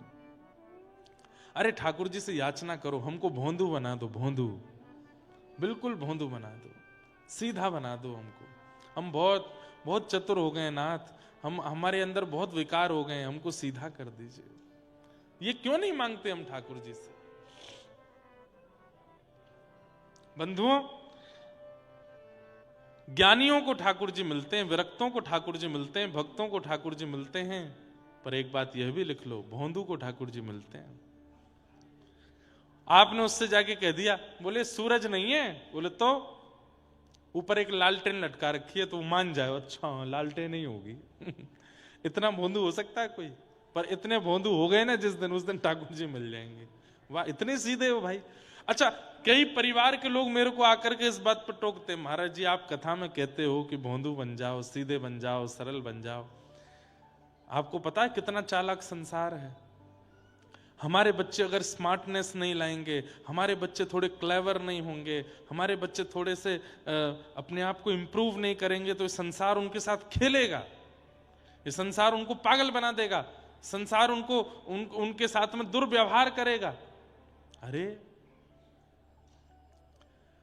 जब व्यक्ति सरल चित्त हो जाता है ना, जब व्यक्ति सीधा हो जाता है, जब व्यक्ति भोंदू हो जाता है, बिल्कुल सीधा हो जाता है, और संसार उससे खेल भी जाता है ना, तो फिर ठाकुर जी उसके साथ खेल कर जाते हैं, और ठाकुर जी जब खेल करते हैं तो फिर सारे खेल छोटे पड़ जाएंगे। घर में दो बालक हैं, एक बड़ा है एक छोटा है। मां को बाजार जाना है, बताओ कौन से बालक को संग लेके जाती है? क्यों? क्योंकि छोटा सीधा है। सीधा मतलब अब टेढ़ा भी हो तो भी छोटे को ही लेके जाती है। क्यों? क्योंकि छोटा ज्यादा अभी जानता नहीं कुछ, भोला है, ज्यादा इतना। बड़े और छोटे में अंतर किससे? कद से नहीं पता चलता बड़ा छोटा। बड़े छोटे का मतलब होता बड़ा कौन? जो विवेकी है, जो संभालना जानता है, जो चलना जानता है, जो रक्षा करना जानता है, जो व्यवस्थाएं करना जानता है, उसको मां छोड़ जाती है। लेकिन जो स्वयं से हिल के पानी भी नहीं पी पाता, उसको संग लेके जाती है बाजार। वो वाले बालक बनो, हमसे तो कुछ होता ही नहीं। तो ठाकुर जी फिर गोद में ही लिए डोलेंगे, बोले अरे भैया या तो कछु ना है पाए को, बोलो है सीधो है, आपसे कोई खेल ना जाए, इसकी पूरी जिम्मेवारी ठाकुर जी रखेंगे। और सुनिए, सीधों के साथ खेल हो भी जाता है, होता है, तो वो चिंतित नहीं होते। ठाकुर जी फिर उनके खिलाफ खेल खेलते हैं, उनके लिए खेल खेलते हैं।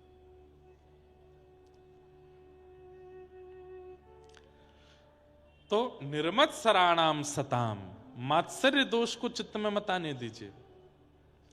आप पूछेंगे महाराज जी मात्सर्य दोष ना आवे इसके लिए हम क्या करें? नित्य सत्संग करो, नित्य कथा सुनो, और संग दोष से बचो। जो कुसंगी हैं, जाके संग कुमति उपजत है, पड़त भजन में भंग, तजोरे मन हरि विमुखन को संग। जाके संग कुमति उपजत है, मतलब आपने कभी विचार नहीं किया था गलत स्थान पर जाने का, पर किसी के संग आने से, उसको देख करके, उसके कहने से, उसके बताने से आपकी इच्छा हो गई अरे मैं भी करके देखूं एक बार। वही कुसंगी है।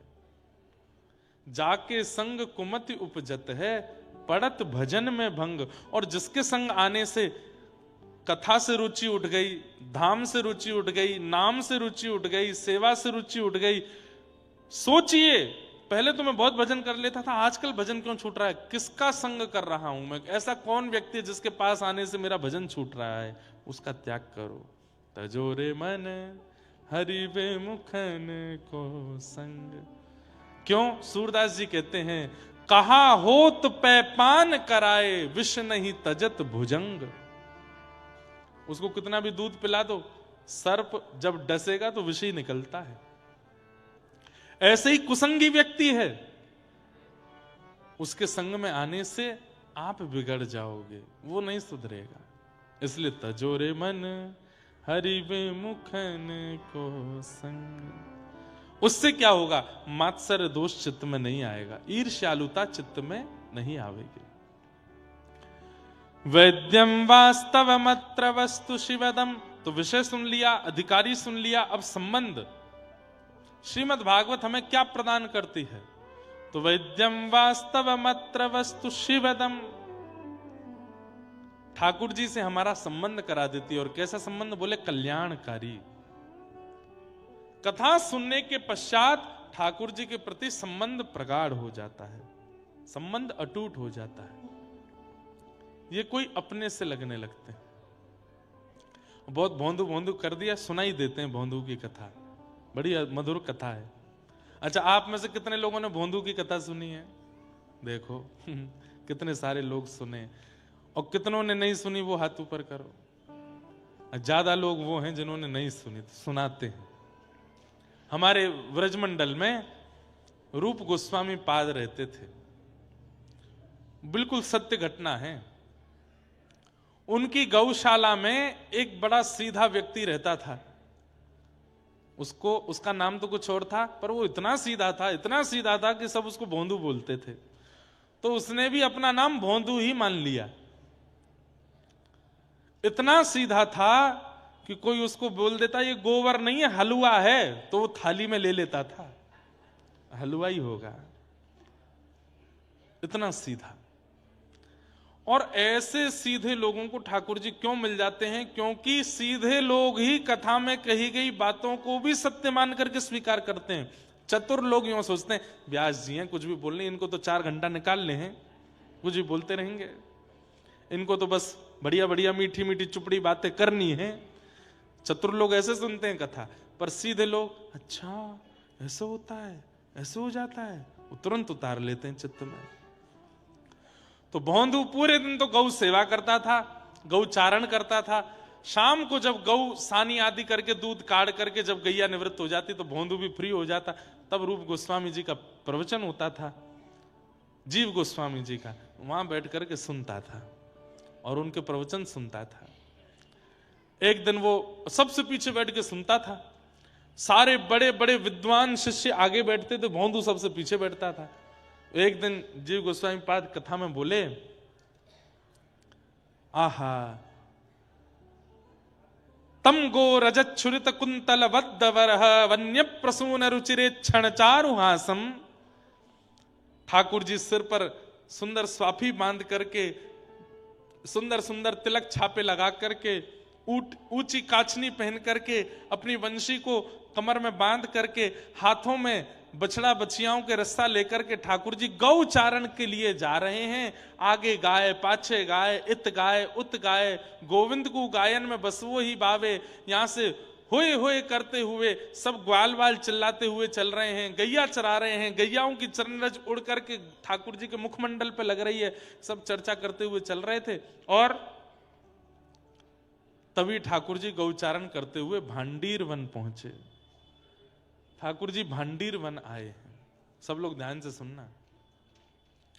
और जैसे ही भांडीर वन का नाम सुना, पीछे बैठा बैठा भोंदू बोला, अरे भांडीर वन, भांडीर वन तो मैं जाता हूं गैया चराने, भांडीर वन तो हमेशा मैं गया हूं अपनी गायों को चराने के लिए। गुरुदेव बता रहे हैं कि भांडीर वन ठाकुर जी जाते हैं गैया चराने। अरे भोंदू तू कितनो बाबड़ो है, भांडीर वन गैया चरावे 10 सालन ते जा रहो है, आज तक तेने ठाकुर जी ना देखे वहां पे। अपने मन से बोला कल जाऊंगो। अरे मैं हूं तो बाबड़ो हूं, मैं गैयान को छोड़ करके पौड़ जाऊं, लेट जाऊं। अब कल सो में जाऊंगो और भांडीर वन में जाके लेटूंगो नहीं, ढूंढूंगो ठाकुर जी कहां है। उसने विश्वास मान लिया। अब मैं कितना भी कहता हूं नैमिषारण्य में वहां पेड़ के पास ठाकुर जी बैठे, आप विश्वास नहीं मानोगे, पर भौंदू मान जाएगा। मैं कितना भी कहूं, कल मैंने कहा कि नैमिषारण्य का अरण्य ही श्री कृष्ण है, यहां वन ही ठाकुर जी हैं, पर आप नहीं मानोगे, पर भौंदू मान जाएगा। भौंदू ने सोचा गुरुदेव कह रहे हैं कि भांडीर वन में गैया चराने ठाकुर जी जाते हैं, मैं जाऊंगा। अगले दिन भांडीर वन गया, वो रोज ही जाता था भांडीर वन। भांडीर वन पहुंच करके आज गायों को चराने छोड़ दिया। रोज तो वो लेट जाता था वृक्ष के नीचे, सोता था, लेकिन आज सोया नहीं, आज ढूंढ रहा है, ठाकुर जी को ढूंढ रहा है। कहां है श्याम सुंदर, कहां है भगवान, कहां है ठाकुर जी। 1 दिन हो गए, 2 दिन हो गए, 3 दिन हो गए, 4-5 दिन जब निकल गए, ठाकुर जी जब नहीं मिले, 5वें दिन रोने लगा। मैं 10 सालों से आया भांडीर वन, ठाकुर जी नहीं आए। ऐसा तो नहीं है ठाकुर जी ने वन बदल दियो हो, कहीं और चराने लग गए हों गैया। इतने भावुक हृदय से रुदन करने लगा। ठाकुर जी के मन को अब सहन नहीं हुआ, बोले कि ये रोज ढूंढ रहा है मुझे। अरे इस बावड़े को कौन बतावे कि मैं द्वापर में चराता था, अब कलयुग में थोड़ी चराता हूं गैया भांडीर वन में। लेकिन ये इतनी उत्सुकता से ढूंढ रहा है। ठाकुर जी ने मन में विचार किया, बहुत दिन आएंगे मंदिर में बैठे बैठे, आज चलें, आज ने एक भोंदू से मिलके आवे, और इससे मिलने में कोई हानि भी नहीं है, अच्छा ही है। इतने में ही क्या देखता है भोंदू, असंख्य गायों का झुंड सामने से आ रहा है, और तभी देखता है कि 2 विशाल गाय इधर उधर हुई, और बीच में पीली पीतांबरी पहने हुए, सिर पर ढांटा बांधे हुए, कमर पर लठिया टांगे हुए, बढ़िया छाक लटक रही है और मदमस्त चाल के साथ मधुर नेत्र हैं ठाकुर जी के, कटाक्ष नेत्रों से इधर उधर देखते हुए, आहा वरहा पीड़म नटवर वपुः कर्णयो कर्णकारम विव्रत वासः कनक कपिसम वैजयंतीम चमालाम रंध्रान वेणु अधर सुदया पूरयन गोप वृंदई वृंदारण्यम स्वपदरमणम प्राविशद गीत कीर्ति। ठाकुर जी वेणु बजाते हुए जैसे प्रकट हुए, भोंदू तो देखता ही रह गया, पलक झपकना भूल गया। ठाकुर जी आके बिल्कुल सामने ठाड़े है गए। अरे कहा देख रहे हो है? भोंदू बोलना भूल गया, शब्द ही नहीं पता क्या बोलना है। अरे तोते बात कर रहा हूं मैं, कहा देख रहे हो है? भोंदू बोला आप कितने सुंदर हो, आप कौन हो? बोले मैं तो नंद जी को लाला हूं, मैं यशोदा जी को लाला हूं। आप वही नंद जी के लाला हो जिनकी कथा गुरुदेव सुनाते हैं? बोले हाँ मैं वही नंद जी को लाला हूं। अब तो भोंदू चरणों में गिर गया। चरण देख देख भैया जी बिलैया दंडोट मत करे, मुझको क्या कर रहा है? अरे आप भगवान हो, हमारे गुरुदेव कहते हैं भगवान मिले तो प्रणाम करना चाहिए, प्रणाम कर रहा हूं। देख मैं भगवान कोई गैया चरायो करे हैं? भगवान कोई गोबरन में डोलो करे? भगवान कोई रज में लोटो करे? भगवान ना हूं मैं तो ग्वारी आऊं तेरे जैसो, गैया चरावे आयो। अच्छा अपनो नाम बता। मेरो नाम भूल गो मैं, कहा नाम है मेरो, मुझे याद ही ना आ रहा मेरो नाम का। अरे कहा बोल रहे सब रे? हाँ मेरो नाम है भोंदू। अब तो जैसे ही सुनी ठाकुर जी ने भोंदू, बोले भोंदू तेरा नाम है? बोला हाँ भोंदू मेरो नाम है। ठाकुर जी तो पेट पकड़ के जोर जोर से हंसे, वहीं बैठ गए, वहीं लेट गए। अरे भैया दोबारा बताइए तेरा नाम क्या है? बोलो मेरो नाम भोंदू है।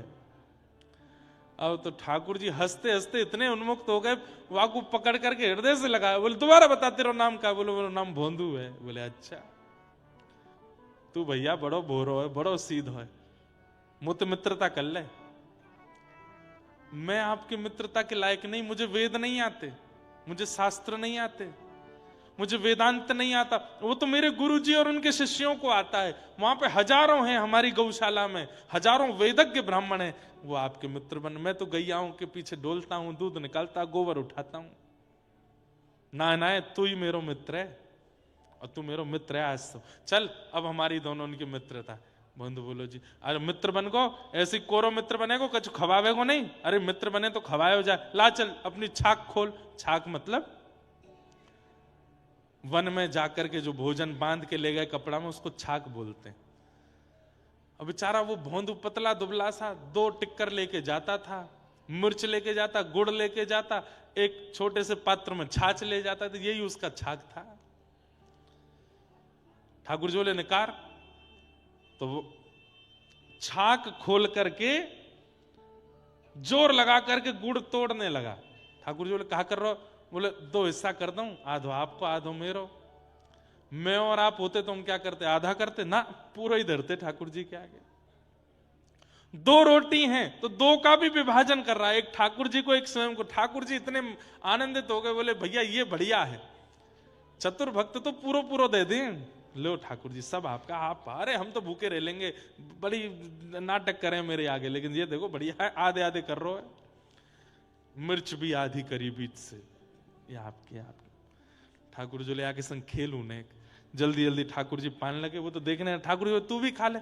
नहीं आप खाओ, तो मुझे आपको देखने में बड़ा अच्छा लग रहा है। मैंने बहुत लोग देखे पर आप जैसी आंखें नहीं देखी, आप जैसी नाक नहीं देखी, होठ नहीं देखे। आप खाओ, मुझे अच्छा लग रहा है। ठाकुर जी ने अपनी रोटी पा ली, इतने में भोंदू की लेने लगे, ला ये दे दे। तो भोंदू ने हाथ पकड़ लिया, ये मेरी है, ये क्यों खा रहे हो आप? ये तो मेरी है। अब वो भूख लग रही, दे दे। अच्छा तो यहां में आधी तो छोड़ दो, मैं क्या खाऊंगा? ठाकुर जी बोले अच्छा मैं मिलाऊं तो या नाते मुंह को देना सके, नहीं आधी कर लो, पूरी क्या खा रहे हो? ठाकुर जी मैं तो पूरी खाऊंगा। और छीन के ठाकुर जी खा गए। अरे अब तो मैं भूखा रहेगो, कल ते मैं यशोदा मैया बांध के ना भेजे कछ भोजन है, कल ते ज्यादा सु ले आऊंगा मैं। है हाँ ठीक है। ठाकुर जी चले गए, भोंदू अपने चले। अरे भोंदू को लगा सबको भगवान मिलते ही हैं, मुझे आज पहली बार मिले। सबको ही मिलते हैं, मैं ही अभागा हूं, मुझे इतने सालों बाद मिले। उसने आश्रम में जाके किसी से कुछ कहा भी नहीं। अगले दिन जब पुनः जाने की बारी आई तो रसोईया से जाके बोलो, भैया 4 टिक्कर धर दियो, कल भूखो रहेगो मैं, 4 टिक्कर दे दियो। बोले अरे भोंदू, आज तक तो तेने 2 ही टिक्कर पाए, अब 4 काहे को चाहिए? बोले अब कहा बताऊं, माहू आवे, कन्हैया आवे। कौन आवे? अरे नंद जी को छोरा कन्हैया आवे, कल मेरे सबरे टिकरन ने खाएगो, तो आज 4 ले जाऊंगा, 2 वाकू दे दूंगा, 2 मैं खा लूंगा। रसोईया ने ये बात सुनी, तुरंत बोले रुक रुक रुक, अभी आऊं। दौड़ करके गए, जीव गोस्वामी पाद के पास जाके बोले भोंदू ऐसे बोल रहा है और आज 4 टिक्कर मांग रहा है। गुरुदेव, भोंदू है वो झूठ नहीं बोलता, मुझे लगता है उसने कुछ अनुभव किया है। गुरुदेव ने आकर के भोंदू से बात करी, भोंदू ने यही बात कही। बोले अच्छा, जो कल तुझे वन में मिले थे उनका रूप कैसा था? बोले गुरुजी, मैंने अपने जीवन काल में बहुत सुंदर लोग देखे पर उन जैसी छवि नहीं देखी। गुरुदेव, वो जब बगल में बैठे ना, उनमें से चंदन की सुगंधी आ रही थी। उनके नेत्र, ये जो कोने का भाग है ना गुरुदेव, ये इतना गहरा था, इतना गहरा था, कान तक स्पर्श हो रहा था। उनके नेत्र अलग ही थे, मैं तो खो गया था। अरे मैं कहा बताऊं, कितनी देर तक पूछते रहे तेरा नाम का, मैं भूल गया था कि मेरा नाम भोंदू है। उनको देख के मैं अपनी सुध भूल गया था। गुरुदेव, आपने तो देखे ही होंगे गुरुजी, मैं ही अभागा हूं, मुझे कल दिखे। जीव गोस्वामी बोले, वेद वेदांतों का पाठ करते करते जीवन निकल गया, घर छोड़ा, परिवार छोड़ा, आज तक ठाकुर जी नहीं दिखे। गोबर थापने वाला, इसको ठाकुर जी दिख गए, लेकिन बोले नहीं। बोले अच्छा मिले ठाकुर जी? हाँ, एक काम करोगे? बोले जी गुरुदेव आज्ञा। उनको लेके आश्रम आना आज। तो भोंदू को ये लगा कि इतने योग्य लोग हैं पूरे आश्रम में, इनको ये कामना देकर के मुझे क्यों दिया? मैं तो इस लायक भी नहीं हूं, मैं तो इस योग्य भी नहीं हूं। तो भोंदू नाचने लगा इस बात से कि गुरुदेव ने मुझे कार्य दिया है। आज वन में गया, ठाकुर जी आए, भोंदू ने 2 टिक्कर ठाकुर जी को दिए, 2 टिक्कर अपने लिए। अच्छा, आज तो ज्यादा लेके आए हो? बोले हाँ, कल मैं भूखा रहेगो आपके मारे, हम ज्यादा लाए हूं। ठाकुर जी जैसे पाने लगे, भोंदू ने चरण पकड़े, बोले आप मेरे सखा हो ना? बोले हाँ। मेरी एक बात मानोगे? बोले बता। बोले आज गुरुदेव ने आपको आश्रम पे बुलाया, आश्रम चलोगे? ठाकुर जी बोले देख, तू जो कहेगो सो करूंगो, पर तेरे मेरे बीच जो होगो सो मुझको स्वीकार है, तीसरों कोई आवेगो मुझको स्वीकार नहीं। मैं कोई से नहीं मिलूंगा और तेरे गुरुजी के पास ना जाऊंगा, आश्रम भी नहीं जाऊंगा, ये सब कछु नहीं करूंगा। तू चाहे मना कर दे, मैं नहीं आऊंगा। तू रोज मिल मुझसे, तेरे संग खेलूंगा, लेकिन गुरुदेव के पास नहीं जाऊंगा। बंधु बोलो देखो ना, पहली बार गुरुदेव ने मुझे कोई जिम्मेवारी दी है और मैं नहीं पूरी करूंगा तो मैं क्या काम होते मना करके आऊंगा उनसे। ऐसा मत करो ना, चल दो। ठाकुर जी बोले मैं नहीं जाऊंगा।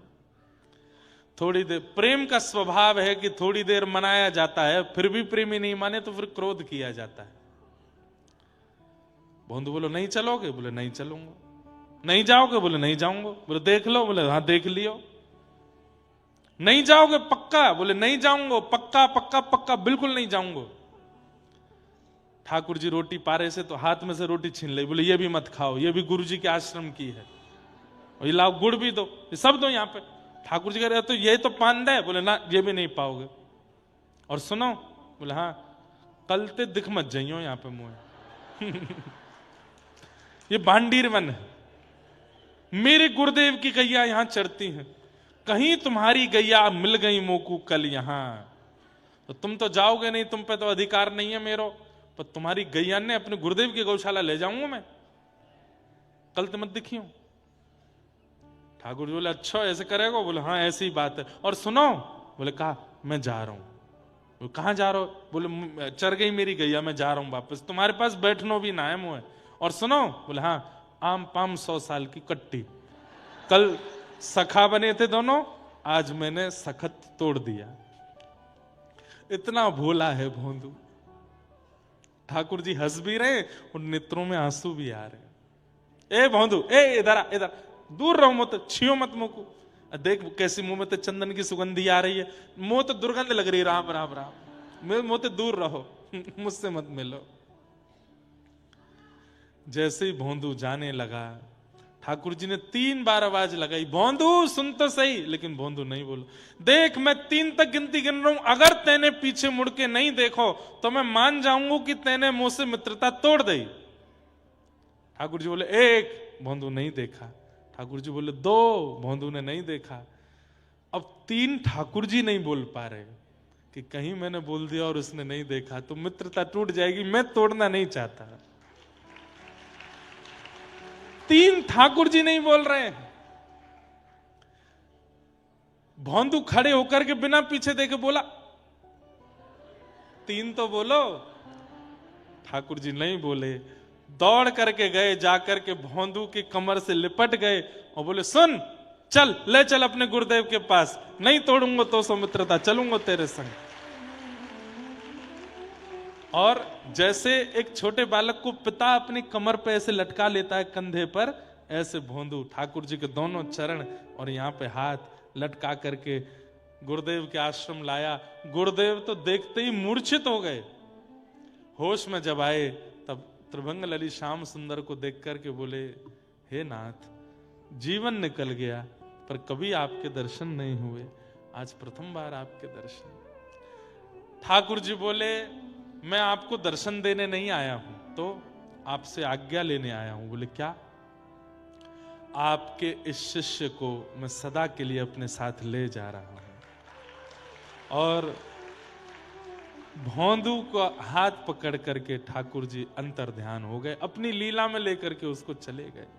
सोचिए क्या किया जीवन में उसने? कुछ भी नहीं। सरल सहज चित्त, भले ही साधना ना की हो, भले ही भजन ना किया हो, भले ही तप ना किया हो, पर चित्त सरल है तो ठाकुर जी स्वीकार करते हैं। ऐसे भोंदू की मधुर कथा। मेरा गोपाल गिरधारी जमाने से निराला है, मेरा गोपाल गिरधारी जमाने से निराला। शास्त्र आज्ञा करते हैं कि दान बहुत सोच समझ के करना चाहिए और ऐसी जगह करना चाहिए जहां आपके द्वारा संचित धन का सदुपयोग हो। सत्पात्र दानाच भवेद धनाढ्यम। सत्पात्र को दान देने से व्यक्ति धनाढ्य होता है। और धनाढ्य भावेन करोति पुण्यम। सत्पात्र को दान देने से फिर बार बार पुण्य करने की इच्छा चित्त में प्रकट होती रहती है। एक बार पुण्य करने के बाद 10 साल की छुट्टी हो गई, इच्छा ही नहीं हुई, तो इसका मतलब आपने जो एक बार दान किया था वो उचित जगह नहीं किया। बार बार वही दान करने की इच्छा प्रकट होना, ये एक प्रकार का सत्पात्र को दान दिया है इसका प्रमाण है। पुनः पुनः होगी इच्छा। सत्पात्र दानाच भवेद धनाढ्यम। और धनाढ्य भावेन करोति पुण्यम। पुण्य प्रभावा त्रिदिवम प्रयाते। पुण्य के प्रभाव से क्या होता है? बोले त्रिदिवम भू भुवस्व, यानी कि स्वर्ग लोक की प्राप्ति। और जब पुनर्जन्म होता है तो फिर क्या होता है? बोले पुनर्धनाढ्यम पुनरेव दानी। एक धनाढ्य कुल में ही जन्म होता है और दान युक्त ही आप, दान के स्वभाव से ही आप जन्म लेते हो। तो आज असहाय कुछ परिवार की लालियों का यहाँ पर महाराज जी ने अपने मंगल दिवस पर उनका दिवस भी मंगल हो, ऐसी कामना की। और ये चर्चा सुनाम की कथा में महाराज जी से हुई थी। महाराज जी बोले, हम महाराज जी विवाह का क्रम पूरा रख सकते हैं, पर बहुत विस्तार कर देंगे तो कथा रस नहीं मिलेगा। इसलिए हम क्या करेंगे? मैंने कि क्या महाराज जी? बोले हम उनको राशि दे देंगे, अब वो अपना जैसे चाहे अपने अनुकूलता से विवाह करें, भले ही उसमें से कुछ धनराशि लगा के कुछ बचाना भी चाहें तो वो उनकी इच्छा है। अब हम पूरी व्यवस्था करके और पूरा विवाह संपादित करावें, बोले उससे फिर कथा रस भी है और भी सबके भाव हैं। बोले हम बस राशि दे देंगे, अपने मन से वो जैसे चाहें अपना विवाह संपादित करें। हमने कहा बहुत अच्छा है महाराज जी, अच्छी बात है।